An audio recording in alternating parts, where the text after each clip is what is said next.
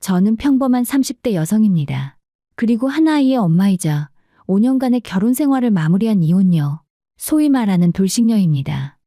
지금은 이렇게 담담히 이야기할 수 있지만 그 시간 속에서는 말로 다 못할 감정들과 부딪혀야 했어요. 오늘 이 글을 통해 제가 겪었던 시월드 탈출기와 그 끝에 찾아온 시원한 자유에 대해 조심스럽게 나눠보고자 합니다. 결혼이란 단지 한 사람과의 사랑만으로 이루어지는 것이 아니더라고요. 저는 남편 한 사람만 보고 결혼했지만 그 사람의 가족까지도 함께 안고 가야 한다는 것을 너무 늦게 깨달았습니다.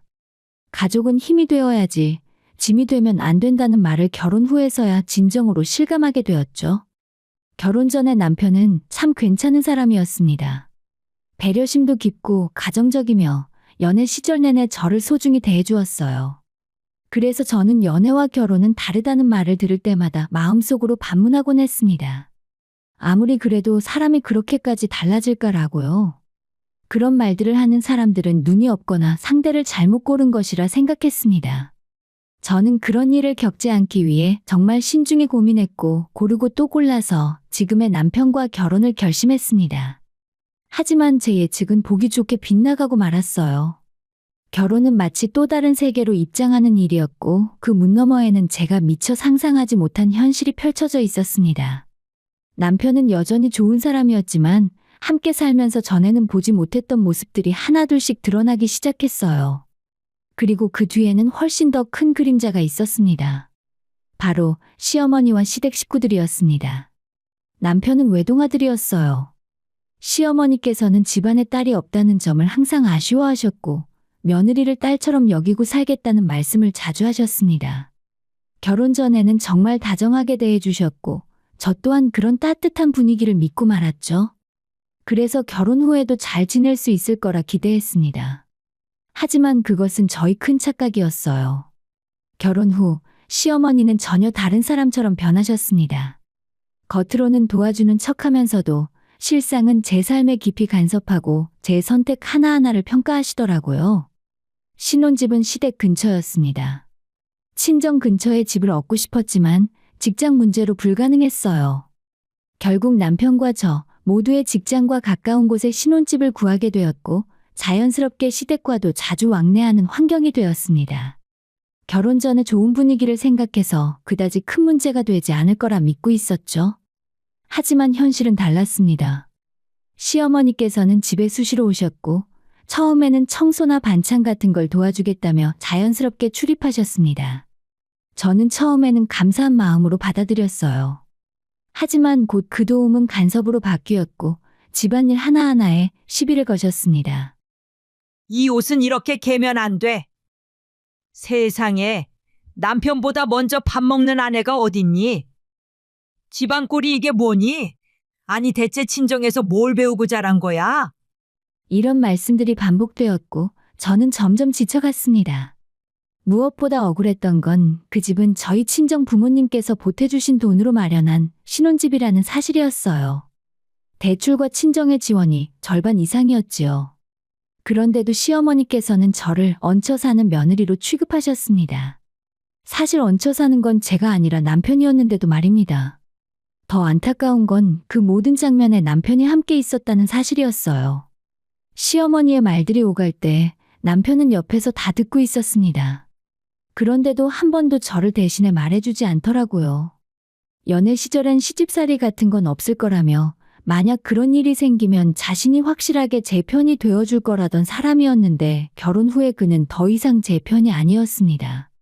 시어머니께서는 저에게 버르장머리 없는 며느리라고 말씀을 하셨어요. 결혼 전엔 딸처럼 아끼겠다고 하시더니 결혼 후엔 마치 감시자처럼 저를 옥죄셨습니다. 저는 견디다 못해 하고 싶은 말을 다 쏟아낸 적도 있었어요. 저도 일하는 사람인데 왜 저만 희생해야 하죠? 이 집도 제 친정 부모님이 도와주셔서 마련한 집이에요. 처음엔 딸처럼 아껴준다더니 왜 날 이렇게 못 잡아먹어서 안달이세요? 그제야 시어머니께서는 본색을 드러내셨습니다. 그분의 진짜 모습은 제가 상상했던 엄마 같은 시어머니가 아니었죠. 그 뒤로는 많은 일이 있었습니다.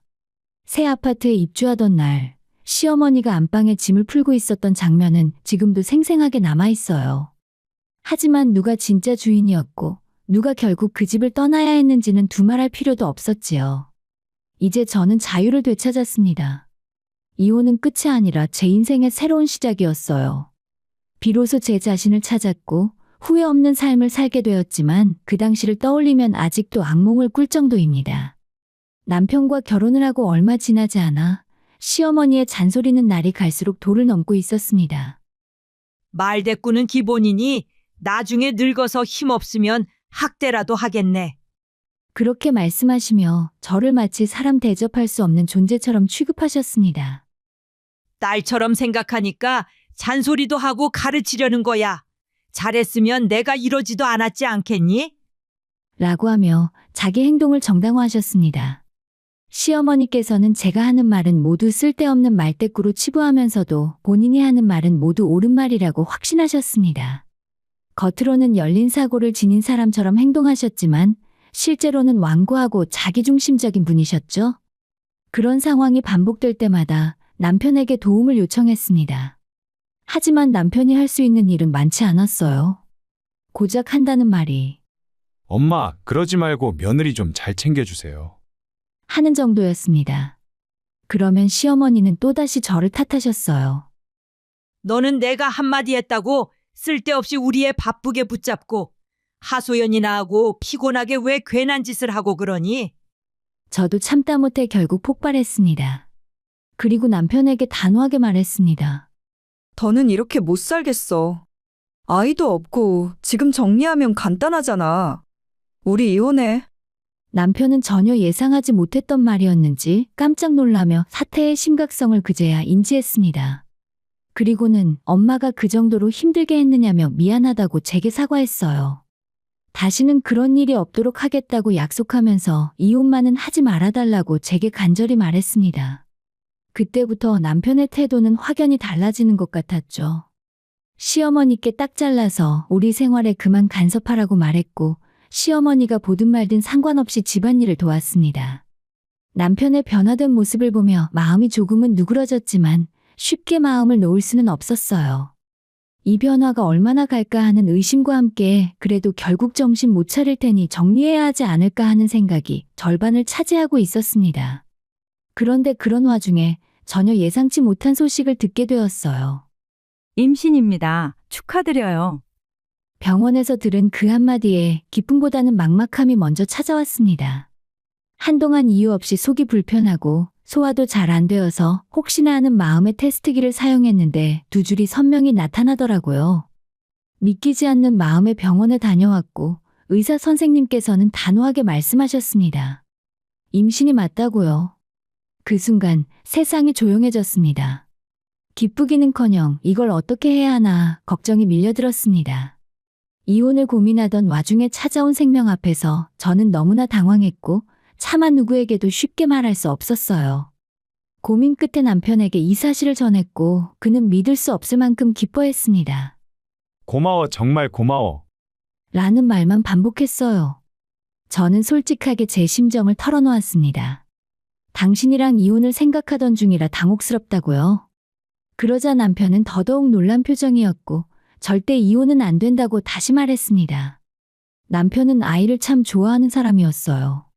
지나가는 다른 집 아이들도 예뻐하며 눈을 떼지 못하던 사람이니 자기 아이가 생긴다는 사실에 얼마나 감격스러웠겠습니까? 그는 이번 한 번만 용서해달라며 진심 어린 사과를 했고 그동안의 태도를 진심으로 반성하며 앞으로는 절대 그런 일이 없도록 하겠다고 약속했습니다. 사실 남편은 변하고 있는 것 같았어요. 그 점은 저도 인정하지 않을 수 없었습니다. 그는 다시 한번 고개를 숙이며 말했습니다. 그때는 나도 결혼 생활이 처음이라 어떻게 해야 할지 몰랐어.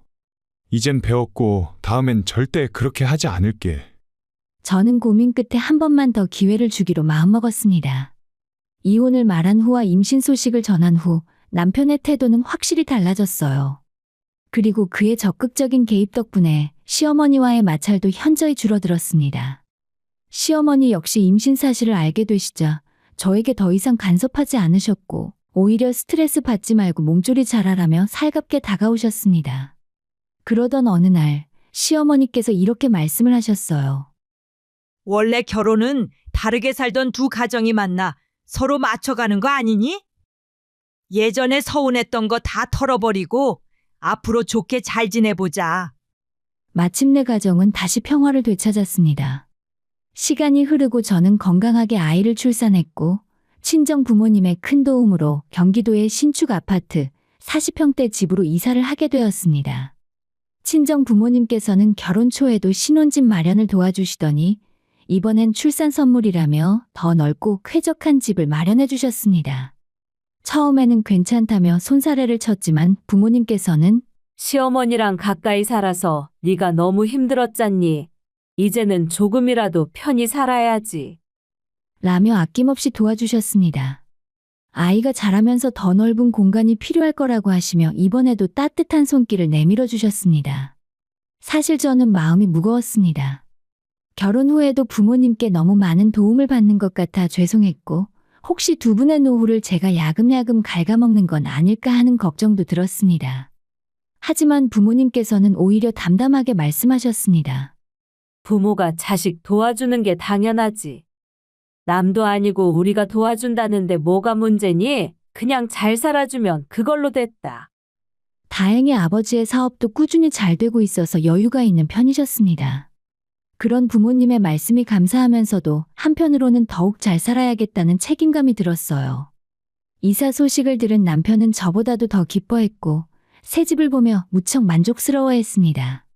그러던 어느 날 시어머니께서 아이를 보러 집에 찾아오셨다가 말씀을 하셨어요. 집이 정말 좋네. 실제 평수보다 더 넓어 보이고 깔끔하니 참 괜찮다. 그리고는 안방을 유심히 보시더니 조심스럽게 이런 말씀을 덧붙이셨습니다. 근데 이 안방은 너희가 쓰기엔 좀 크지 않니? 화장실도 딸려 있고 옥방도 있고 혹시 내가 여기 들어와서 살면 어떨까? 집에서 지내면서 애도 봐주고 너희도 편하고 좋잖아. 그 순간 시어머니의 말에 저는 정신이 번쩍 들었습니다. 하도 새 집에 관심을 보이셔서 왜 그러시나 싶었는데 그 눈빛은 명백했어요. 아, 또 시작이구나. 시어머니와의 관계가 다시 좋아졌다고는 하지만 아무리 그래도 함께 한 집에서 살 만큼 편한 사이는 아니었습니다. 사실 시어머니와 사이가 아무리 좋아진다 해도 함께 살고 싶은 며느리가 과연 이 세상에 몇이나 있을까요? 제 생각에는 그런 며느리는 거의 없다고 단언할 수 있습니다.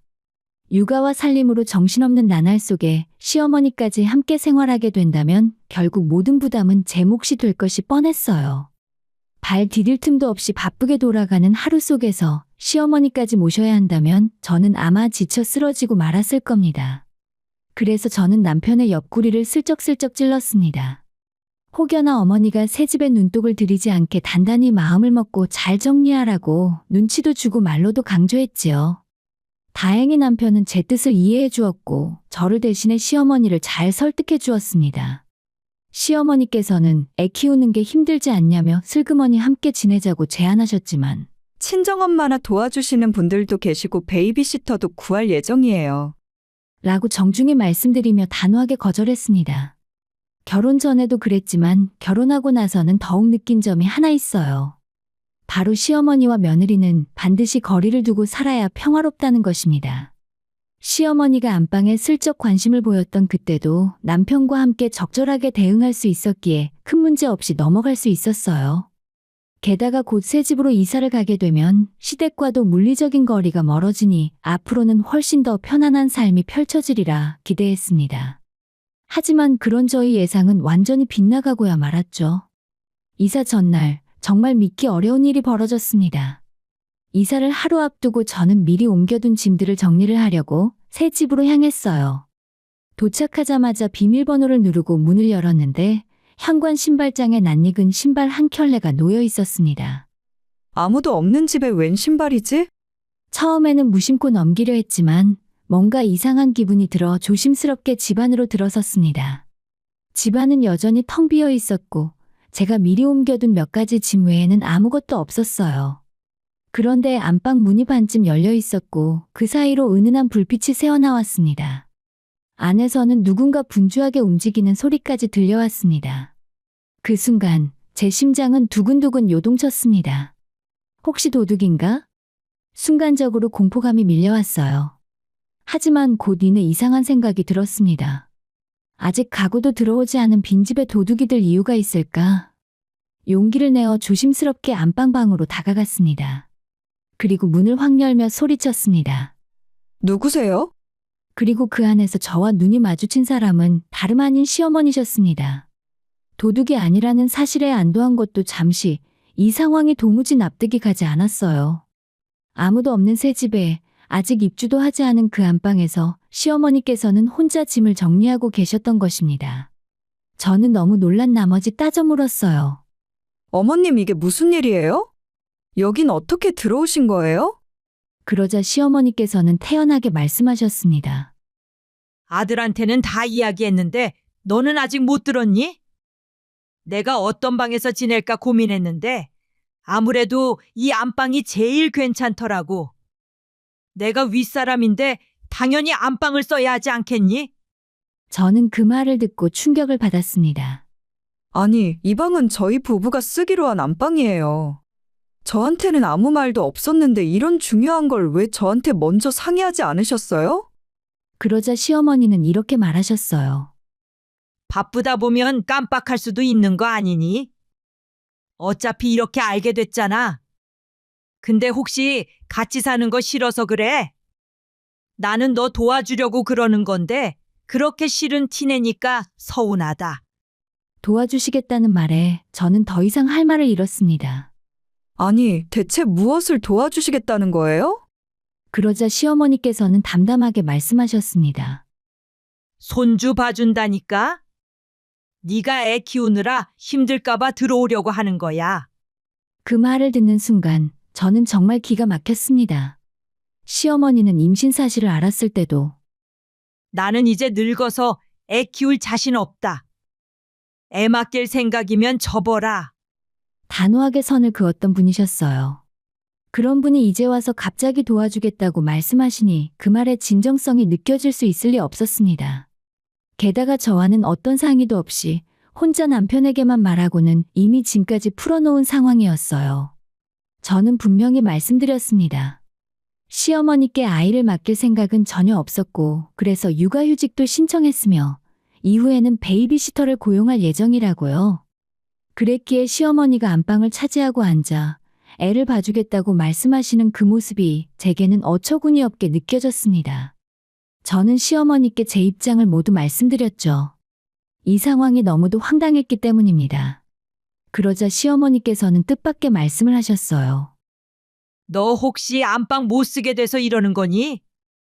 정말 세상에 속도 참 좁다. 내가 네 애 봐주려고 그러는 건데 안방 하나 못 내줘? 그렇게 야박하게 살지 마라. 시어머니인 내가 안방을 써야지 누가 써? 그 말씀을 들으면서 저는 제 귀를 의심했습니다. 언제부터 안방이 시어머니의 권리였을까요? 우리 부부가 신혼부터 함께 살며 지켜온 공간, 그리고 이제 겨우 제자리를 찾아가는 그 공간을 아무 말도 없이 당연히 시어머니 방이라고 정해버리시는 모습에 저는 참담함마저 느꼈습니다. 어머님, 이건 안방을 쓰고 안 쓰고의 문제가 아니에요. 같이 살겠다는 걸 사전상의도 없이 결정하시고 저 몰래 짐까지 푸신 그 태도가 문제라고요. 그렇게 조심스럽게 말씀드렸지만 시어머니는 제 진심은 들으려 하지 않으셨습니다. 제 반응을 그저 안방 하나 때문에 예민한 며느리 정도로 받아들이셨고 저를 속 좁은 사람으로 몰아가셨어요. 시어머니는 한 사람이고 우리는 부부인데 왜 둘이 좁은 방에 들어가고 혼자 넓은 안방을 써야 하는 걸까요? 그뿐만 아니라 저희가 먼저 이 집에 들어와 같이 살자고 권한 것도 아닌데 혼자 짐부터 드리면서 기정사실화하시는 모습에선 일말의 배려도 느껴지지 않았습니다. 심지어 손주 봐주려는 건데 이 정도면 안방 내줘야 하는 거 아니냐고까지 하셨어요. 그 말이 얼마나 생색처럼 들렸는지 모릅니다. 사실 대부분의 시어머니들은 며느리가 먼저 같이 살자고 권해도 불편하다며 사양하십니다. 왜냐하면 아들 며느리 부부가 더 편히 지내길 바라시기 때문인데 저희 시어머니는 달랐습니다. 저는 그때야 확실히 알게 되었습니다. 시어머니의 목적은 손주를 돌보기 위함이 아니었어요. 그분은 단지 더 좋은 집에서 살고 싶었던 것이었습니다. 저희가 새로 이사하는 신축 아파트는 시어머니가 늘 부러워하시던 고급 주상복합이었습니다. 나는 언제 저런 데서 한번 살아보나?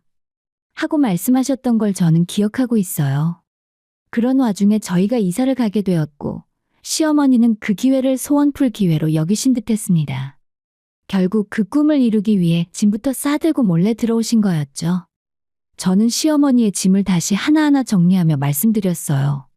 어머님, 아직 결정된 거 하나도 없어요. 남편과 다시 이야기할 테니까 짐은 도로 가져가 주세요. 같이 살기 싫어서 이러는 거냐? 시어머니는 노발대발하셨고, 저는 침착하게 대답을 드렸습니다. 어머님 도움 없이도 아이는 충분히 잘 키울 수 있어요. 걱정 마시고 집으로 돌아가세요. 그렇게 저는 집으로 돌아와서 남편과의 2차전을 시작하게 되었습니다. 정말 화가 머리끝까지 나 있던 저는 남편이 퇴근해 돌아오자마자 아이를 재우고 시어머니와 있었던 일을 처음부터 끝까지 이야기했어요. 남편은 당황한 기색이 역력했고 미리 말하지 못해 미안하다고 했습니다. 하지만 그 뒤에 나온 말들은 저를 또다시 황당하게 만들었어요. 엄마가 애 봐주시려고 그러는 건데 그게 그렇게 싫어? 그리고 꼭 우리가 안방을 써야 하는 것도 아니잖아. 나는 나중에 이야기해도 당신이 좋게 받아들일 줄 알았지. 남편은 정말로 그렇게 생각했던 것이었습니다. 자신의 엄마가 그냥 얹혀 살려는 것도 아니고 집안일 돕고 애도 봐준다는데 왜 그러냐는 논리였죠. 엄마가 안방 사용하시면 좀 어때? 연세도 있으시고 집안 어른이시잖아. 당연히 좋은 방 쓰시게 해드려야지. 이 말에 저는 참을 수 없었습니다. 저는 조용히 하나하나 따져대기 시작했습니다. 당신 지금 말하는 게 말이 된다고 생각해? 같이 사는 집인데 그 중요한 걸 왜 나랑 상의하지 않고 마음대로 결정해? 그건 날 무시하는 거야. 그리고 어머니가 애를 본다고? 당신 진심으로 그렇게 믿어? 남편은 아무 말도 못했습니다. 저는 계속해서 따져 물었어요. 애기 낳기 전에도 어머님은 본인 힘들다고 절대 애한테 손 안 대겠다고 하셨잖아. 당신도 그거 같이 들어서 알고 있잖아. 그런 분이 갑자기 아이 봐주시겠다니까 좋다고 덜컥같이 사는 것도 모자라서 안방까지 내어주려고? 당신 엄마 소원 푼다는 명분으로 나는 또 고생하라고? 그 아파트는 우리 친정부모님이 큰맘 먹고 마련해 주신 집이야. 그걸 왜 당신 마음대로 결정해? 남편은 끝내 아무 말도 하지 못하고 서운한 표정만 지었습니다. 본인이 생각을 해봐도 제가 한 말이 어느 것 하나도 틀린 것이 없었기 때문이죠. 그날 저는 정말 오랜만에 남편과 크게 다투게 되었고 집안 분위기는 냉랭하게 얼어붙었습니다. 남편은 제가 시어머니와 함께 사는 걸 거부한 것에 대해 서운함을 내비쳤어요. 좋게 말하고 미리 양해를 구했으면 그나마 이해라도 했을 텐데 저는 차마 납득할 수 없었습니다. 만약 제가 그날 이사 갈 집에 미리 들르지 않았다면 이 모든 사실을 전혀 모른 채 다음날 이삿짐을 풀다가 황당함에 말문이 막혔을지도 모를 일이었죠. 그 일로 저는 남편에게 단호하게 말했습니다. 당신 엄마 소원이 뭐든 간에 그걸 내가 왜 들어줘야 해? 지금은 나도 힘든 시기야. 애 키우랴 살림하랴 정신없는 와중에 왜 어머님 수발까지 들어야 하냐고. 솔직히 당신도 알잖아. 당신 엄마는 날 도와줄 뿐이 아니야. 그러니까 더 이상 나를 힘들게 만들지 마. 그랬다간 당신까지 어머님 집으로 돌려보낼 수밖에 없어. 남편은 꿀먹은 벙어리처럼 아무 말도 하지 못했고 저는 그 이후로 더는 남편의 눈치를 보지 않았습니다. 서운하든 말든 저는 제 삶을 지키는 것이 더 중요했으니까요. 그런데 그렇게 마무리된 줄 알았던 상황 속에서 또 한 번 믿을 수 없는 일이 벌어지고 말았습니다. 다음 날 예정대로 이삿짐을 챙겨서 새 집으로 향했어요. 그런데 믿을 수 없는 일이 벌어졌습니다. 시어머니께서 버젓이 문 앞에 서서 우리를 맞이하고 계셨던 것입니다. 불안한 마음에 곧장 안방으로 향했더니 아니나 다를까 시어머니의 짐이 여전히 그 자리에 있더라고요. 저는 참지 못하고 말씀드렸습니다. 어머님, 어제 짐 정리해서 문 앞에 둔 거 못 보셨어요? 언제 또 오셔서 짐을 푸신 거예요? 이 집은 저희 부부의 공간이고 허락도 없이 이렇게 하시면 안 되는 거예요. 그러자 시어머니는 아예 에라 모르겠다는 심보로 나오셨습니다. 난 이 집에서 너희들이랑 같이 살 거야. 그리고 안방은 무조건 내가 쓸 거니까 그렇게 알아. 까딱하면 안방에 들어누워 배째라는 말이라도 나올 기세였습니다. 그 모습을 보며 저는 더 이상 기가 막히지도 않았어요. 정말 이 상황이 현실이 맞는지 의심스러울 정도였습니다. 그리고 그 옆에서 아무런 행동도 하지 않는 남편에게 더 이상 실망할 여지도 없다는 생각이 들었습니다. 이삿짐 기사님들은 짐 정리를 어디에 할지를 물어보며 저를 재촉했고 하는 수 없이 임시로 짐을 여기저기 흩어서 정리하게 했습니다. 정신없이 정리한 뒤 냉장고에 친정엄마가 보내주신 반찬을 넣고 있는데 시어머니께서 다가오셔서는 반찬통 뚜껑을 하나씩 열어보시더라고요. 그리고는 또 한 번 불난 집에 부채질을 하셨습니다. 아니 반찬이 이게 뭐니? 먹을 만한 게 하나도 없네. 고기 반찬 같은 것도 좀 보내달라고 해. 우리 아들은 고기 좋아하잖아. 너희 엄마한테 전화해서 불고기 좀 보내달라고 해. 한우로 말이다. 저는 그 말을 들으며 정말 이성을 잃을 뻔했습니다. 아니, 반찬 하나 안 해주신 분이 도대체 무슨 자격으로 제 친정엄마 반찬에 불평을 하시는 걸까요? 친정에서 아낌없이 도와준 것도 모자라 반찬까지 보내주셨는데 그걸 두고 이게 뭐냐며 불만을 쏟아내는 시어머니의 모습은 너무도 뻔뻔했습니다. 살림 한번 거들어준 적 없고 이 집 장만에 단돈 한 푼 보태신 것도 없는 분이 우리 부모님 덕만 보려는 그 태도가 참 우스워 보였습니다. 도대체 언제부터 남편의 입맛까지 친정부모님이 맞춰야 했을까요? 그런 생각이 들자 눈앞이 캄캄해졌습니다. 시어머니는 집에서 나갈 생각도 없고 남편은 해결할 의지도 없고 저는 앞으로의 삶이 훤히 그려지더라고요. 저 혼자 아이 돌보고 살림하고 시어머니 수발까지 들면서 제 몸은 서서히 무너져 갈 것입니다. 그런데 그 누구도 저에게 고맙다거나 미안하다는 말 한마디 하지 않겠지요. 그게 너무 분명하게 느껴졌어요. 그리고 그 순간 저는 마음을 굳혔습니다. 이 결혼 생활을 여기서 끝내야겠다고요. 그로부터 이틀 후에 시어머니는 새벽부터 주방을 어슬렁거리며 대체 언제 밥을 줄 거냐고 눈치를 주셨습니다. 전날 밤에 아이가 자꾸 울어대서 겨우 재우고 수유하느라 거의 밤을 새다시피 했는데 말입니다. 그런 저에게 밥 좀 차려보라고 말하시는 시어머니를 보며 저는 다짐했어요. 이제는 진짜 끝내야 할 때가 왔다고 그러면서도 겉으로는 아무렇지 않게 웃으며 말씀드렸습니다. 네, 어머님 금방 차려드릴게요. 그리고는 주방에서 진짜 밥상을 차릴 준비에 들어갔죠. 정확히 10분 후 시어머니는 개거품을 물고 뛰쳐나가셨습니다. 왜냐고요? 제가 밥상 위에 올린 것은 밥이나 국이 아니라 이혼 서류와 퇴거 요청서였기 때문입니다. 이틀 동안 두 모자에게 아무 말도 하지 않고 저 혼자 변호사 사무실을 찾아 상담을 받았고 서류 준비까지 다 마친 상황이었죠. 다 됐습니다. 라는 말에 시어머니와 이제 막 잠에서 깬 남편은 어슬렁거리며 식탁 앞으로 왔습니다. 그리고선 식탁 위에 있는 접시 안에 담긴 서류를 보고는 말문이 막혔습니다. 얘 이게 뭐야? 밥상 차리라니까 이게 뭐야? 장난이지? 아니에요. 장난 아니에요. 세상에 어느 누가 이혼을 가지고 장난을 쳐요? 저 진심이에요. 더는 못 살겠어요. 이혼해요. 당신이든 어머니든 이젠 지긋지긋하니까. 남편은 크게 당황해서 갑자기 왜 이러냐며 되물었습니다. 엄마 때문에 그래. 내가 당분간만 참아달라고 했잖아. 그걸 왜 내가 참아야 하지? 여긴 내 집이야. 집주인 허락도 없이 들어와서 마음대로 안방을 차지하고 그걸 내가 왜 이해해야 해? 내가 처음부터 분명히 말했지? 이런 식으로 마음대로 굴면 당신이랑 당신 엄마 집으로 쫓아보낼 거라고. 그게 그냥 내뱉은 말 같았어? 그리고 당신이 뭐가 그렇게 대단하다고 내가 이혼도 못하고 계속 당신 옆에 있어야 해? 그 정도로 능력 있는 남편도 아니잖아. 그 말에 남편은 큰 충격을 받은 듯 한참을 멍하니 있다가 어떻게 당신이 나한테 이럴 수 있어? 아무리 그래도 이혼은 너무하잖아. 하며 완전 울상이 되어 발을 동동 굴렀습니다. 하지만 저는 단호하게 말했습니다. 사실 진작 이혼했어야 했어. 아이 때문에 혼자 키우는 게 겁나서 참고 또 참은 거였어. 한 번만 더 기회를 줘. 이번엔 정말 잘할게. 애초에 그 약속을 믿었던 제가 바보였습니다.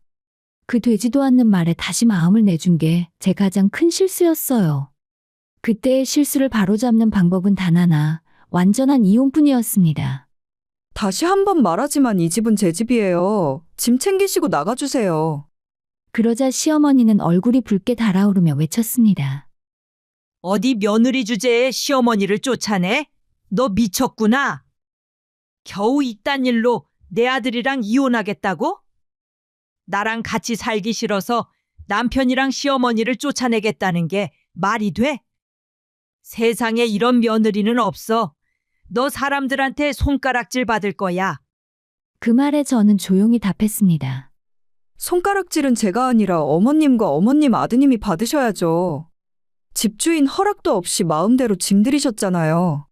이 집은 남편 명의가 아니라 제 명의예요. 저희 친정부모님이 도와주셔서 마련한 집인데 어머님께서 무슨 권한으로 들어와서 안방을 차지하시는 거죠? 제 말에 시어머니는 분을 참지 못하고 당장이라도 제게 달려들 기세로 저를 노려보았습니다. 하지만 제가 틀린 말을 하지 않았기 때문에 아무 말도 못하셨어요. 그저 부들부들 떨며 열만 내실 뿐이었죠. 저는 다시 한번 강조했습니다. 다 필요 없고요. 저는 이혼할 겁니다. 그러니까 지금 당장 짐 챙기시고 제 집에서 나가주세요. 그제서야 남편은 무릎을 꿇고 제 앞에서 애원하기 시작했습니다. 잘못했어. 제발 이러지 마. 한 번만 더, 진짜 마지막으로 딱 한 번만 더 기회를 줘. 그 모습을 본 시어머니는 기가 막힌다는 듯 남편의 등을 때리며 말했습니다. 네가 뭘 잘못했다고 무릎을 꿇어? 너가 뭘 잘못했어? 남편은 그런 시어머니의 손을 뿌리치며 소리쳤습니다. 엄마 때문에 나 지금 이혼당하게 생겼잖아. 왜 때려? 당장 미안하다고 해. 엄마도 빨리 사과해.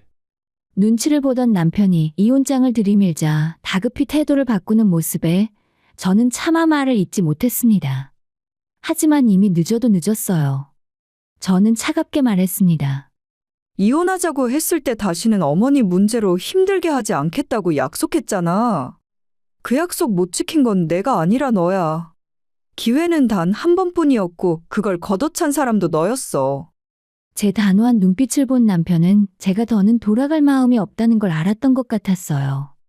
하지만 그럼에도 끝까지 아이를 핑계로 매달리기 시작했습니다. 아이 생각 좀 해줘. 우리 아들이 아빠 없는 아이로 자라게 만들 거야? 이혼하면 아이 정서에 좋을 게 뭐가 있어? 당신 그렇게 이기적인 사람이었어? 그 말에 저는 비웃음이 나올 뻔했습니다. 웃긴다 진짜. 입에 침이나 바르고 애 걱정해. 그렇게 아이를 끔찍히 아끼는 사람이 기저귀 하나 안 갈고 새벽에 울어도 골아떨어져 자던 사람이 무슨 아빠 흉내를 내? 아빠라는 이유만으로 좋은 아빠가 되는 게 아니야. 넌 아빠도 아니야. 잘 쳐줘도 그냥 동거인이었어. 그 말에 남편은 말을 잇지 못하고 그저 고개를 숙이며 빌었습니다. 미안해. 제발 이러지 마. 시어머니는 그 모습을 보며 가슴을 치고 울부짖었지만 이미 늦은 일이었어요. 그리고 시어머니는 마지막까지 버티기 작전에 들어갔습니다. 어디 나를 쫓아낼 테면 쫓아내봐. 난 인정 못해. 그래서 저는 경찰을 불렀어요. 이번에는 정말 확실히 끝내야 했으니까요. 법적으로는 이 집이 제 명의였고 시어머니와 남편은 무단 점유자였습니다. 일단 경찰을 이용해서 집에서 쫓아낸 뒤에 그들이 그동안 저에게 해온 모든 정서적 학대와 시집살이를 정리해서 소송을 제기했습니다. 변호사를 통해서 할 수 있는 모든 걸 계산해서 손해배상 소송까지 함께요. 그들은 억울하다고 외쳤지만 제가 녹취해둔 수많은 증거들 앞에서 아무 말도 하지 못했습니다. 손주 봐주고 있으니 여긴 내 집이나 다름없어. 특히 시어머니의 녹취는 결정적인 증거가 되었고 법원의 판결은 제 손을 들어주었습니다. 남편은 재산 분할조차 받지 못한 채 집에서 쫓겨났고 시어머니는 짐을 바리바리 싸서 본인의 집으로 그대로 돌아가야 했습니다. 이후 시어머니는 동네방네 며느리 때문에 집을 잃었다며 제가 나쁜 며느리라는 소문을 퍼뜨리고 다니더라고요.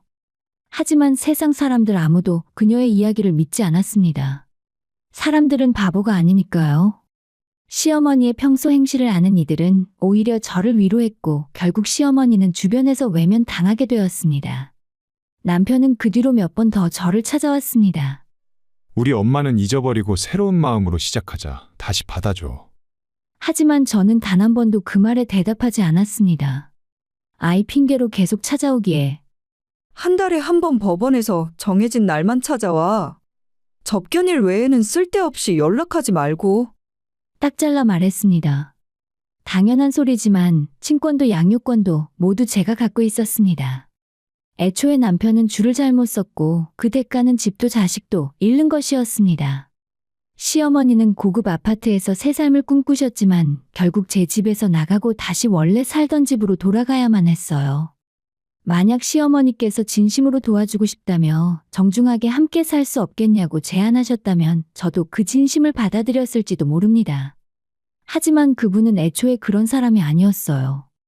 이 모든 일을 겪으며 저는 확실히 깨달았습니다. 가족이라는 이름으로 누군가를 지배하려는 사람은 결국 가족에게 외면당한다는 것을요. 지금 저는 아이와 함께 조용하고 평화로운 삶을 살고 있습니다. 친정 부모님의 따뜻한 도움 속에서 부족하지만 나름의 행복을 쌓아가며 지내고 있습니다. 저는 비록 멀리 돌아왔지만 이렇게 제 인생의 이 막을 다시 시작했습니다.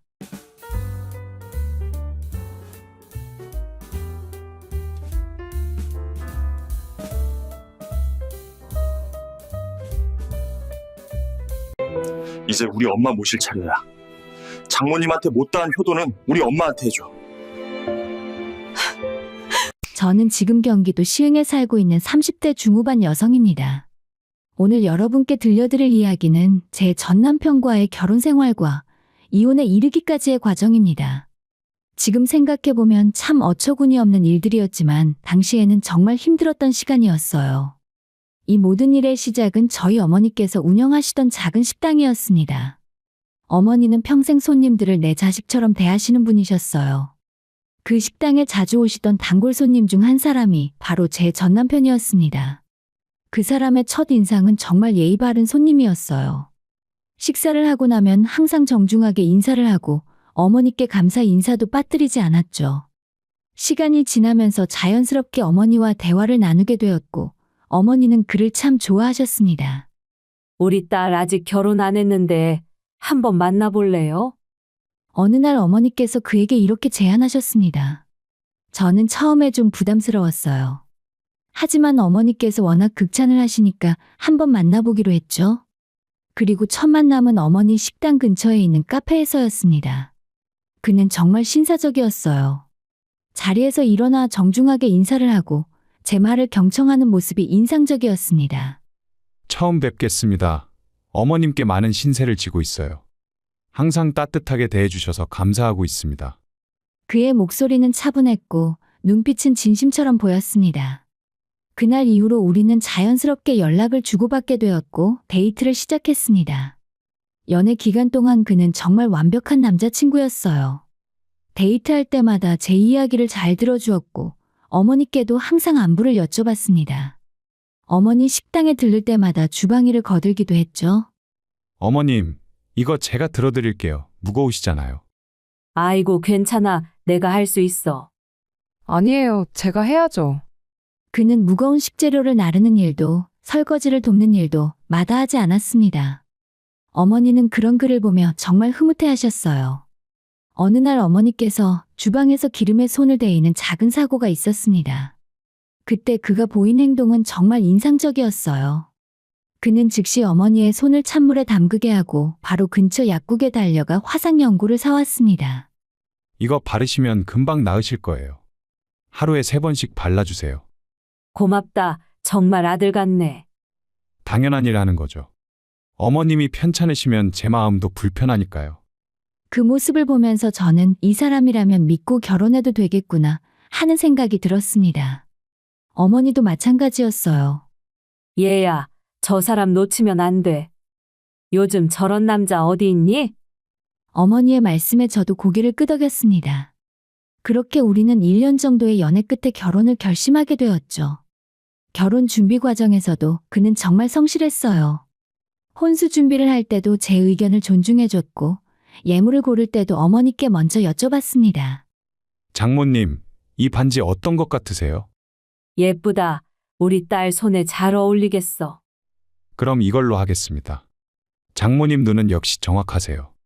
결혼식 날 그는 어머니께 큰절을 올리며 눈물까지 보였습니다. 따님은 잘 보시고 살겠습니다. 제 목숨처럼 소중히 지키겠습니다. 어머니도 눈물을 흘리시며 그의 손을 꼭 잡으셨어요. 우리 딸 부탁한다. 아프지 않게 힘들지 않게 해줘. 걱정 마세요, 장모님. 그날 저는 정말 행복했습니다. 어머니도 하객들도 모두가 우리 결혼을 축복해 주었으니까요. 신혼 초에 저는 제가 세상에서 가장 행복한 여자라고 생각했습니다. 오늘 장모님은 어떠셨어? 전화 드렸어? 아까 통화했어. 요즘도 식당 일이 바쁘시대. 그럼 주말에 들러서 도와드려야겠네. 내가 설거지라도 할게. 이런 대화들이 일상이었습니다. 저는 정말 좋은 남편을 만났다고 어머니의 선택이 옳았다고 믿었죠. 하지만 그것은 제 착각이었습니다. 아니, 그가 철저하게 꾸며낸 거짓이었었죠. 지금 전까지 보여준 모든 모습은 연기였고, 진짜 그의 모습은 결혼 후에야 서서히 드러나기 시작했습니다. 그 변화는 신혼 석 달이 지날 무렵부터 시작되었죠. 처음에는 작은 변화였기에 저도 대수롭지 않게 넘겼어요. 하지만 시간이 지날수록 그 변화는 점점 커졌고, 저는 결국 깨달았습니다. 제가 결혼한 사람이 어떤 사람인지를요. 신혼 석 달이 지나면서 남편의 태도가 조금씩 변하기 시작했습니다. 처음에는 정말 사소한 것들이었어요. 제가 너무 민감하게 반응하는 건가 싶을 정도로요. 이번 주말에 우리 엄마 뵈러 갈까? 제가 물었을 때 남편의 대답은 예전과 달랐습니다. 나도 꼭 가야 해. 집에서 좀 쉬고 싶은데. 그래도 오래 못 뵀잖아. 엄마가 당신 보고 싶어 하시던데. 에이, 전화로 안부 여쭤보면 되지. 매번 같이 갈 필요 있어? 이상했습니다. 결혼 전에는 먼저 어머니께 들르자고 하던 사람이었는데, 이제는 가는 것조차 귀찮아하는 눈치였어요. 그러던 어느 날 어머니께서 반찬을 만들어 보내주셨습니다. 김치며 멸치볶음이며 정성스럽게 여러 가지를 담아주셨죠. 와, 우리 장모님 손맛은 역시 최고야. 남편은 반찬을 먹으며 감탄했습니다. 저는 그 모습에 안심했어요. 여전히 어머니의 음식을 좋아하는구나 싶었죠. 그럼 다음에 엄마한테 전화해서 고맙다고 해. 그래야지. 하지만 남편은 반찬을 다 먹을 때까지도 어머니께 전화를 하지 않았습니다. 대신 다음 주에 이런 말을 제게 했어요. 장모님한테 연락해서 반찬 좀 더 부탁해봐. 기왕이면 우리 엄마 것도 같이. 뭐? 저는 깜짝 놀라 남편을 쳐다봤습니다. 장모님이 요리 잘하시잖아. 우리 엄마는 손맛이 별로라서. 그냥 조금만 더 만들어 달라고 해봐. 아무래도 그건 좀. 뭐가 문제야? 어차피 만드는 거 조금 더 만들면 되잖아. 남편의 말투는 너무나 당연하다는 듯 했습니다. 마치 어머니가 우리 집 가정부라도 되는 것처럼요. 저는 어머니께 차마 그 말을 전하지 못했습니다. 대신 제가 직접 반찬을 더 만들어서 시댁에 보냈어요. 그런데 며칠 후에 시어머니께서 전화를 주셨습니다. 며느리야, 반찬 고마워. 근데 다음엔 이것도 해줄 수 있어? 시어머니는 제가 만들지 않은 반찬 몇 가지를 주문하듯 말씀하셨습니다. 저는 당황스러웠지만 알겠습니다. 라고 대답할 수밖에 없었어요. 그날 저녁 남편에게 물었습니다. 당신이 시어머님한테 내가 반찬 만들어 드린다고 했어? 그랬지. 저번에 그 반찬 당신이 만든 거 맞잖아. 아니, 그걸 뭐하러 이야기해? 뭐가 문제야? 며느리가 시어머니한테 반찬 해드리는 거 당연한 거 아니야? 남편의 목소리에는 짜증이 섞여 있었습니다. 저는 더 이상 말을 잇지 못했어요. 그리고 명절이 다가왔습니다. 시댁에서 차례를 지내기로 했는데 시어머니께서 먼저 전화를 주셨어요. 며느리야, 미안한데 이번 차례 음식 네가 준비해 줄 수 있겠니? 내가 요즘 손목이 좀 아파서. 네? 그럼 제가 전부 다요? 응, 미안하다. 우리 아들이 네가 요리 잘한다고 자랑을 하도 해서 맡겨도 될 것 같아. 저는 멍하니 전화를 끊었습니다. 차례상에 올릴 음식이 얼마나 많은데요. 전부 혼자서 다 준비하라니. 어머님이 좀 심한 거 아니야? 그 많은 명절 음식을 나 혼자 다 하라고? 남편에게 항의했지만 돌아온 대답은 차가웠습니다. 우리 엄마가 손목이 아프시다잖아. 그리고 며느리면 당연히 해야지. 다른 집도 원래 다 그래. 아무리 그래도 그리고 장모님이 식당 하시니까 당신도 음식 만드는 거 익숙하잖아. 그냥 조금만 더 만들어서 가져오면 되는 거 아니야? 저는 할 말을 잃었습니다. 결국 저는 명절 이틀 전부터 밤늦게까지 명절 음식을 준비했습니다. 어머니도 식당 일 끝나고 오셔서 저를 도와주셨어요. 괜찮겠니? 너무 무리하는 거 아니야? 엄마 괜찮아. 걱정 마. 하지만 괜찮지 않았습니다. 명절 아침 상을 다 차려놓고 나니 온몸이 쑤셨어요. 그런데 시댁 식구들의 반응은 놀라웠습니다. 며느리가 손맛이 좋네. 역시 식당집 딸이라 달라. 다음에도 이렇게 부탁해도 되겠어? 당연하죠. 언제든 말만 해요, 엄마. 남편은 제 힘든 기색은 전혀 살피지 않고 오히려 당연하다는 듯 대답했습니다. 그날 이후로 모든 제사와 명절 음식은 제 몫이 되었습니다. 시어머니는 매번 손 하나 까딱하지 않으셨고 남편은 그게 당연하다는 듯 행동했어요. 어느 날 저녁 남편과 대화를 나누다가 결정적인 말을 들었습니다. 당신, 이번 주말에 우리 엄마 병원 모시고 가야 해. 건강검진 받으셔야 하거든. 알았어. 그럼 우리 엄마도 같이 예약해야겠다. 장모님은 바쁘시잖아. 식당도 있고. 우리 엄마는 혼자 계시니까 이번에는 엄마한테 신경 좀 써줘. 그래도 어차피 가는 김에 우리 엄마도 같이 가면 좋잖아. 장모님은 건강하시잖아. 매일 식당에서 움직이시는데 뭐. 우리 엄마는 집에만 계셔서 운동도 안 되고 그러니까 각별하게 더 신경 써야 한다고. 저는 어이가 없었습니다. 어머니는 식당 일로 매일 힘들게 일하시는데 그걸 건강하다고 표현하다니요. 당신 그 말은 좀 그런 것 같아. 뭐가? 우리 엄마도 나이 드시면서 점점 힘드시거든. 알았어. 장모님은 나중에 시간 나면 가면 되잖아. 하지만 그 나중에는 오지 않았습니다. 남편은 시어머니 병원 갈 때는 하루 휴가를 내면서도 친정엄마 병원은 단 한 번도 동행하지 않았어요. 친정어머니가 편찮으시다고 연락이 와서 병원에 다녀오겠다고 하면 남편은 이렇게 말했습니다. 또 얼마 전에도 갔잖아. 엄마가 아프시다는데 어떡해. 병원비 많이 나가겠네. 우리 생활비도 빠듯한데. 이 상황에서 돈 이야기가 나와? 아, 알았어. 빨리 다녀와. 아, 맞다. 저녁은 차려놓고 가. 남편의 말투에는 배려라고는 전혀 없었습니다. 어머니의 건강을 걱정하는 게 아니라 자신의 불편함만 생각하는 거였죠. 저는 그때부터 깨닫기 시작했습니다. 결혼 전 보여줬던 그 다정한 모습은 모두 연기였다는 것을요. 남편은 철저한 마마보이였고 자기 어머니 외에는 아무도 안중에 없는 사람이었습니다. 저는 점점 숨이 막혔습니다. 이 결혼이 과연 맞는 것인지, 이 사람과 평생을 살 수 있을지 심각하게 고민하기 시작했어요. 하지만 그때는 아직 몰랐습니다. 이것이 시작에 불과하다는 것을요. 결혼한 지 1년 반쯤 지났을 무렵이었습니다. 평소보다 유난히 피곤해 보이시던 어머니께서 건강검진을 받으러 가셨어요.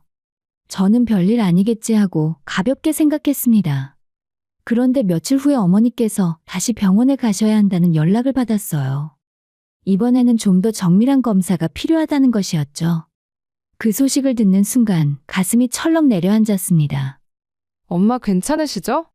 그래, 괜찮아. 그냥 확인차 한 번 더 보자는 거래. 어머니는 태연하게 말씀하셨지만 목소리에는 불안함이 묻어났습니다. 정밀 검사 결과가 나온 날 저는 어머니와 함께 진료실에 앉아 있었어요. 그런데 의사 선생님의 표정이 생각보다 심각하게 보였습니다. 보호자분이시죠? 환자분과는 어떤 관계이십니까? 딸입니다. 그렇군요. 검사 결과를 말씀드리겠습니다. 대장암으로 확진되었고 안타깝게도 사기입니다. 그 순간 세상이 무너지는 것 같았습니다. 사기 대장암이라니. 저는 현기증이 날 것 같은데 어머니는 아무 말씀 없이 고개만 끄덕이셨어요. 그럼 생존율은 어느 정도 되나요? 떨리는 목소리로 물었습니다. 솔직히 말씀드리면 5년 생존율이 10% 정도입니다. 하지만 포기하지 마시고 적극적으로 치료하시면. 더 이상 의사 선생님의 말은 귀에 들어오지 않았습니다. 저는 어머니의 손을 꼭 잡았어요. 담담했던 표정과는 달리 어머니의 손은 차갑게 식어 있었습니다. 병원 밖으로 나와서 저는 그만 주저앉고 말았습니다. 눈물이 쏟아졌어요. 어머니는 오히려 저를 달래셨습니다. 평생 그렇게 강하신 분이셨어요. 집으로 돌아와서 남편에게 이 사실을 알렸습니다. 저는 남편이 충격을 받고 위로해 줄 거라고 기대했어요. 친정어머니를 그렇게 아들처럼 대하시던 사람이었으니까요. 여보, 엄마가 대장암 말기래. 남편은 소파에 앉아 TV를 보고 있었습니다. 제 말을 듣고 고개를 돌렸어요. 뭐? 대장암? 사기래. 의사 선생님이. 말을 잇지 못하고 눈물이 났습니다. 남편은 잠시 침묵하더니 이렇게 말하더라고요. 그럼 앞으로 식당은 누가 운영하지? 저는 귀를 의심했습니다. 방금 뭐라고 했나요? 지금 뭐라고 했어? 아니, 장모님이 아프시면 식당은 대체 누가 운영하냐는 거지. 그리고 우리 집 반찬도 문제네. 당신 지금 정신이 있는 거야? 우리 엄마가 암 말기라고. 알아. 근데 현실적으로 생각해야지. 암이면 생각보다 치료비도 많이 들 텐데. 저는 할 말을 잃었습니다. 장모님의 생명보다 반찬 걱정을 먼저 하다니. 이게 사람이 할 소리인가요? 당신 정말 그게 지금 이런 상황에서 할 말이야? 에이, 나도 걱정되긴 하지. 근데 우리도 대책을 세워야 하잖아. 남편은 여전히 무심한 표정이었습니다. 마치 남의 일처럼 말하고 있었어요. 어머니는 바로 입원 날짜를 정하고 항암 치료를 시작하셨습니다. 저는 직장에 휴직계를 내고 어머니 곁을 지키기로 했어요. 나 당분간 휴직하고 엄마 간병할게. 휴직? 그럼 월급은? 그게 중요한 게 아니잖아. 엄마가 아프신데? 에휴, 알았어. 어쩔 수 없지. 남편의 목소리에는 불만이 가득했습니다. 아내가 친정어머니를 간병하는 게 그렇게 못마땅한 건가요? 최소한 주말에라도 병문안 좀 와줘. 엄마가 말은 안 해도 당신을 보고 싶어 하실 거야. 안 돼. 주말에 우리 엄마 모시고 온천 가기로 했어. 뭐? 이미 예약했는데 어떡해. 우리 엄마 요즘 허리 아프시다고 해서 가려는 거야. 저는 믿을 수가 없었습니다. 장모는 암으로 병원에 누워 계시는데 시어머니와 온천 여행이라니. 그럼 다음 주에라도 와줘, 제발. 알았어. 그때 봐서 시간 나면. 하지만 그 시간은 끝내 오지 않았습니다. 남편은 단 한 번도 병원에 오지 않았어요. 전화 한 통, 문자 한 줄도 없었습니다. 어머니의 본격적인 항암 치료가 시작된 이후로 구토와 탈모, 극심한 통증. 어머니는 부작용으로 너무나 힘들어 하셨어요.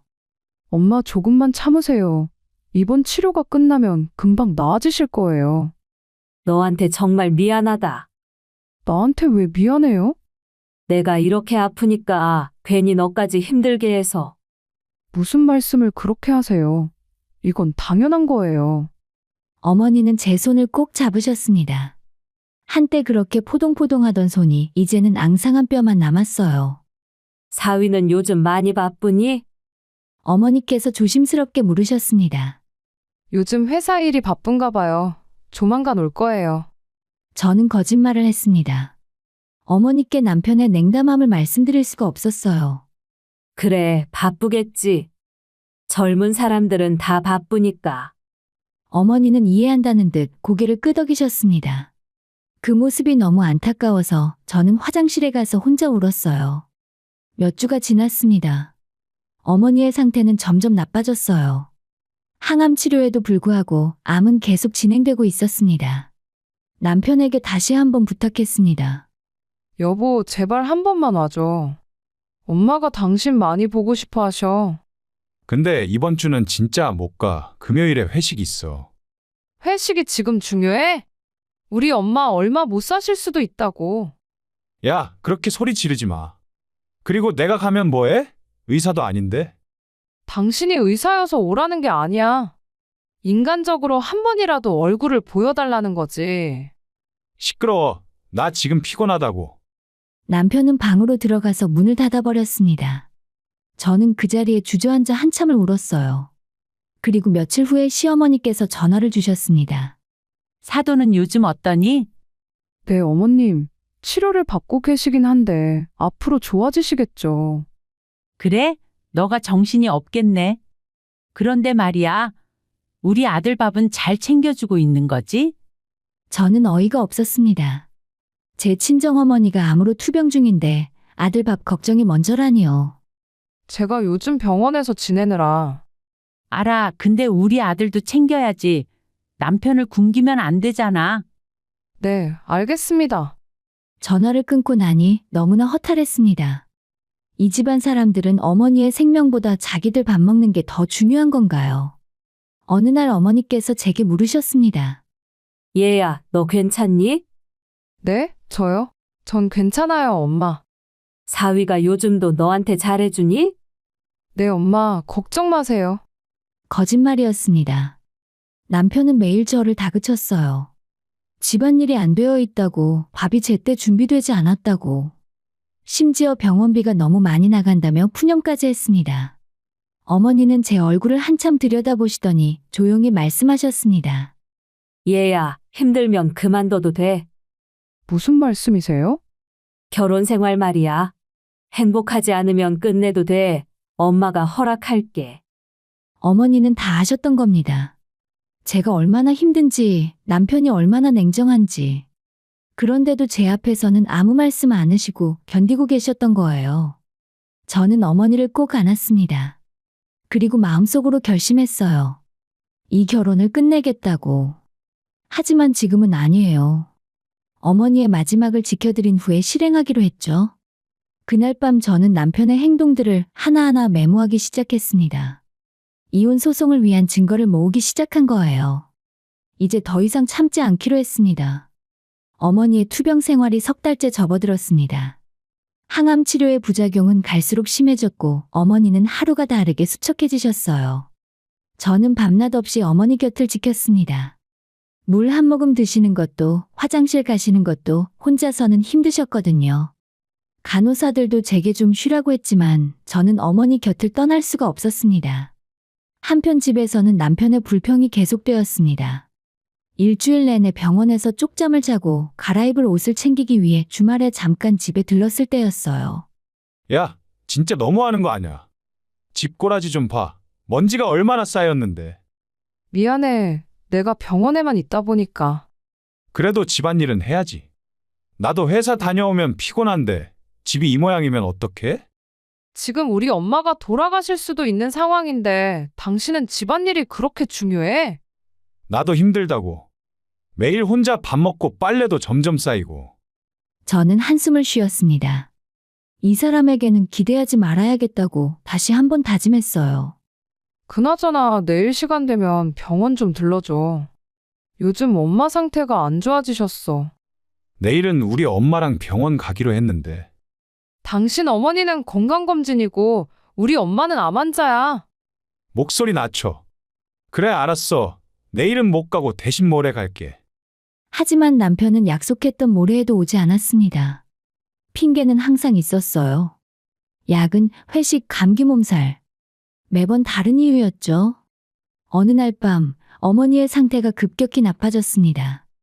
의료진이 급하게 달려왔고 저는 복도로 나가서 남편에게 전화를 걸었어요. 여보, 엄마 상태가 위급해. 지금 당장 와줘. 지금? 밤 12시야. 내일 아침에 갈게. 내일 아침에는 늦을 수도 있어. 제발. 에이, 알았어. 나 출근해야 하는데. 그럼 좀 이따 갈게. 2시간을 기다렸지만 남편은 오지 않았습니다. 전화를 걸어도 받지 않았어요. 나중에 안 사실이지만 그날 밤 남편은 제 전화를 끊고 집에서 푹 자고 있었습니다. 다행히 어머니는 그날 밤을 넘기셨습니다. 하지만 의사 선생님은 이제 정말 시간이 얼마 남지 않았다고 하셨어요. 보호자분, 죄송한 말씀이지만 이제는 마음의 준비를 하셔야 할 것 같습니다. 저는 어머니의 손을 꼭 잡았습니다. 어머니는 잠들어 계셨지만 얼굴에는 긴 투병 생활 동안 고통의 흔적이 역력했어요. 엄마 미안해요. 제가 더 일찍 알았더라면. 눈물이 멈추지 않았습니다.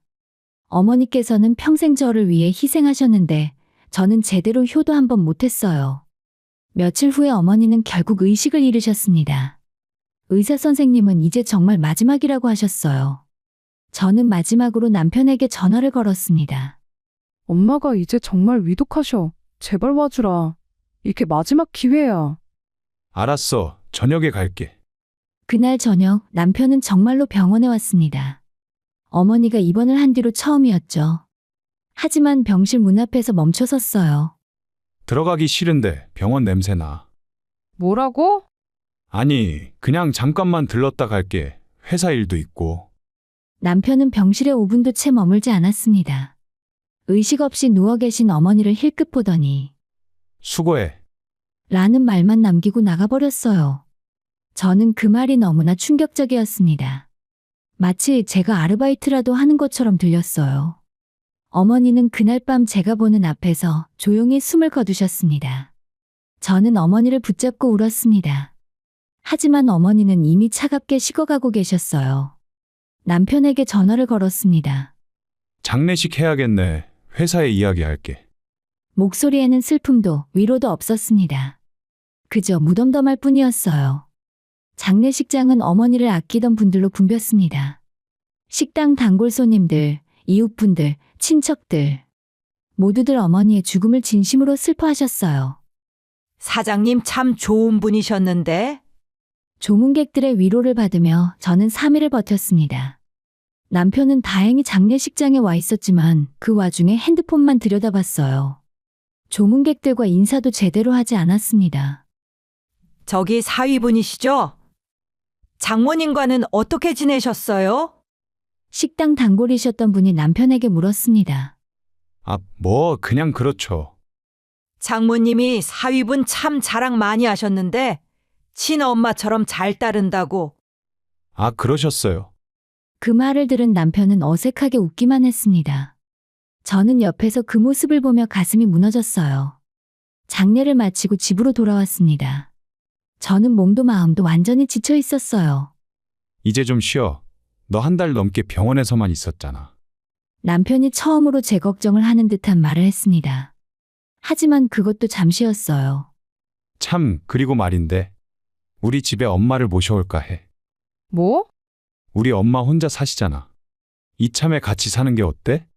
저는 귀를 의심했습니다.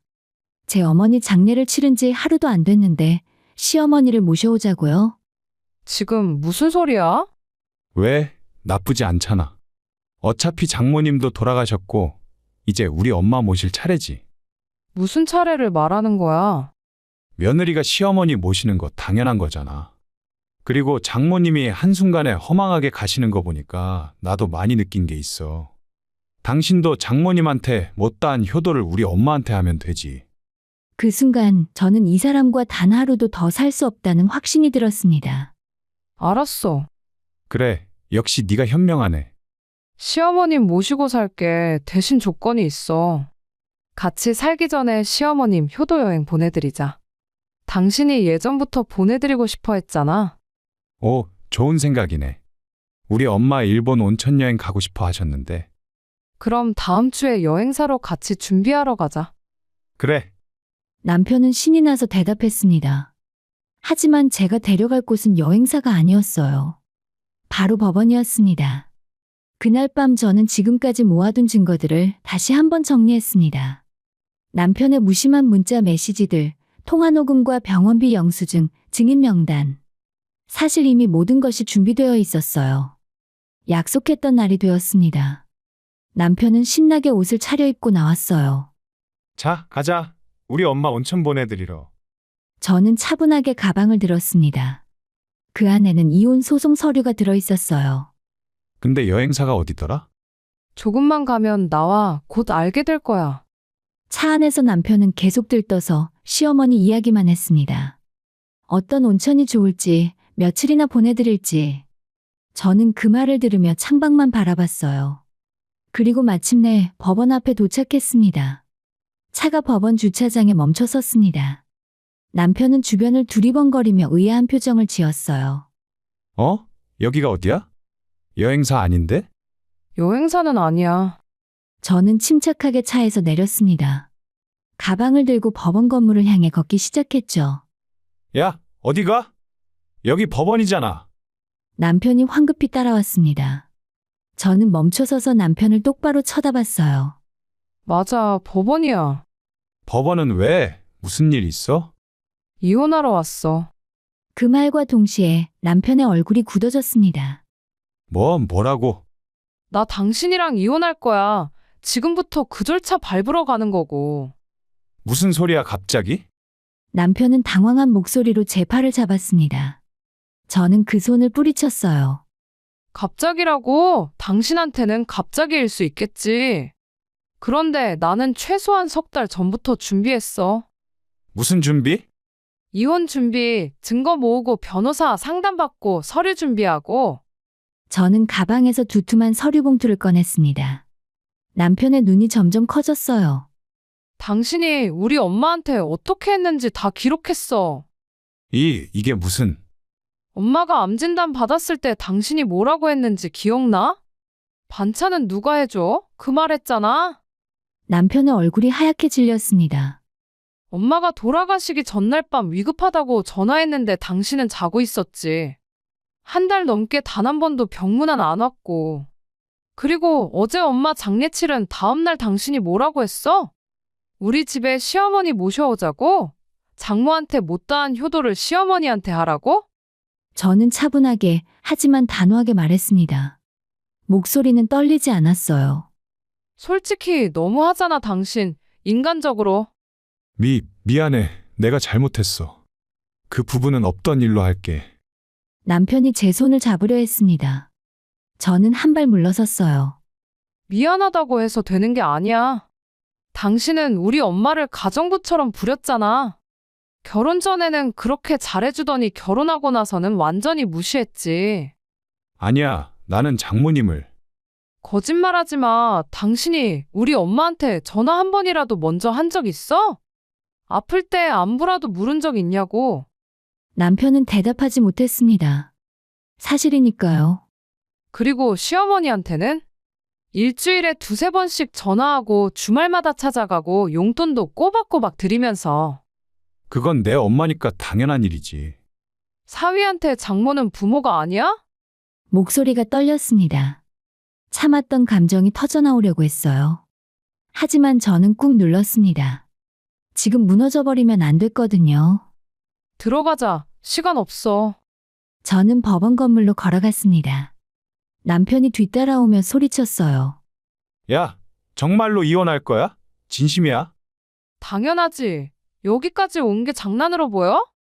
제발 한 번만 용서해줘. 내가 정말 잘못했어. 법원 로비에 들어서자 남편은 제 앞을 막아섰습니다. 사람들이 쳐다봤지만 신경 쓰지 않았어요. 비켜줘. 이러다가 시간 놓쳐. 안 돼. 나 이혼 안 해. 당신이 안 한다고 안 되는 게 아니야. 내가 소송 걸면 끝이야. 소송? 무슨 이유로? 이유야 많지. 배우자 부모에 대한 학대, 정서적 폭력, 부양 의무 위반. 저는 차분하게 하나하나 짚어주었습니다. 변호사님께 상담받은 내용들이었어요. 학대는 무슨... 나 한 번도 때린 적 없어. 신체적 폭력만 학대가 아니야. 정서적 학대도 있어.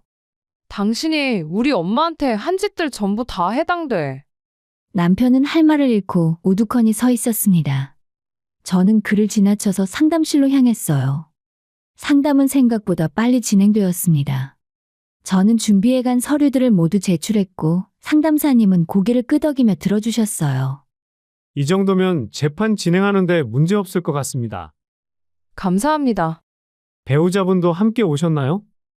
네, 같이 들어오진 않았고 밖에 있습니다. 그럼 조정 절차부터 진행하시는 게 좋겠네요. 양측이 합의하면 재판까지 가지 않아도 되니까요. 상담을 마치고 나왔을 때 남편은 로비 벤치에 주저앉아 있었습니다. 고개를 떨구고 있었어요. 상담 끝났어. 다음 주에 조정 절차 들어간대. 남편은 대답이 없었습니다. 저는 그 옆에 섰어요. 조정에서 합의하면 재판 안 해도 돼. 내 조건은 간단해. 위자료 5천만 원, 그리고 당신 명의로 된 전세 보증금 중 절반. 위자료 5천. 그건 너무 많잖아. 뭐가 많아? 내가 3년 동안 당신 집안일하고 명절 음식 만들고 우리 엄마 무시당하면서 차문값이 5천이면 정말 싸지. 그런 돈이 어디 있어 지금 당장? 그건 당신이 알아서 해. 부모님께 빌리든 대출받든. 아니면 재판 가서 더 많이 줘도 되고. 남편은 고개를 떨궜습니다.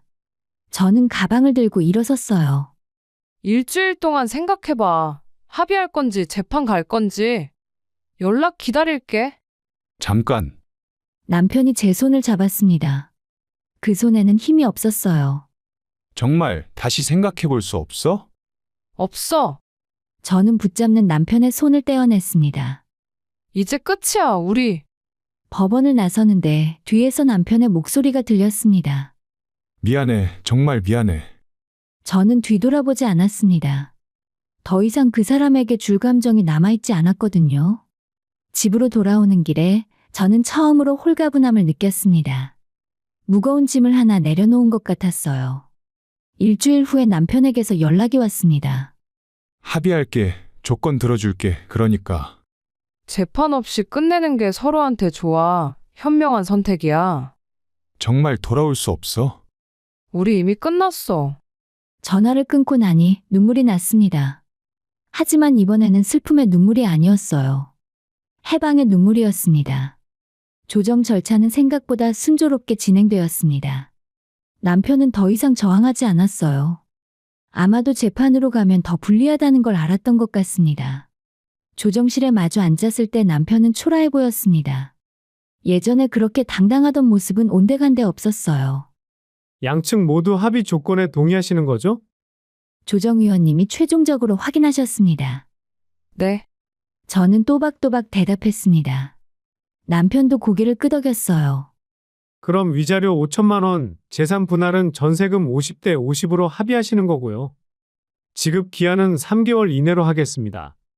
알겠습니다. 서류에 도장을 찍는 순간 저는 비로소 자유로워지는 기분이 들었습니다.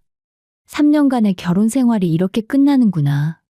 조정이 끝나고 복도로 나왔을 때 남편이 말을 걸어왔습니다. 저기 나. 할 말 없어. 이제 정말 끝이니까 연락도 하지 마. 그래도 마지막으로 미안하다는 말은 하고 싶어서. 저는 잠시 그를 쳐다봤습니다. 진심으로 미안해하는 것 같았어요. 하지만 이미 늦었습니다. 그 미안함은 당신 어머니한테 하세요. 앞으로는 효자 노릇 실컷 하시면서 사시고. 저는 그를 두고 걸어갔습니다. 뒤에서 미안해라는 목소리가 들렸지만 돌아보지 않았어요. 집에 돌아와서 한참을 울고 나니 마음이 한결 가벼워졌습니다. 이제 정말로 새로운 시작이구나. 며칠 후에 위자료가 입금되었습니다. 남편은 부모님께 돈을 빌렸다고 문자를 보내왔어요. 입금 확인했어. 이제 정말로 연락하지 마. 그게 우리의 마지막 대화였습니다. 저는 남편의 번호를 차단했어요. 시댁 식구들 번호도 전부요. 그리고 이사를 준비하기 시작했습니다. 집에는 너무 많은 안 좋은 기억이 남아 있었거든요. 짐을 정리하다가 어머니께서 만들어주셨던 반찬통들을 발견했습니다. 아직도 냉장고 안에 그대로 있었어요. 반찬통을 꺼내들고 한참을 울었습니다. 어머니의 따뜻한 손길이 느껴지는 것 같았어요.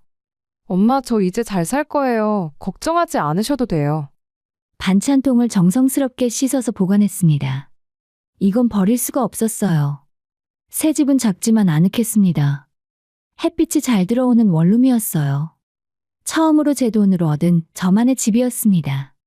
그렇게 이혼하고 몇 달이 지난 어느 날 우연히 예전 동네를 지나가는 길에 멀리서 전 남편이 시어머니와 함께 걷는 모습이 보였습니다. 시어머니는 남편의 팔을 잡고 의지하며 걷고 있었어요. 남편은 어머니를 조심스럽게 부축하고 있었고요. 역시 마마보이는 안 변하는구나. 저는 쓴웃음을 지으며 고개를 돌렸습니다.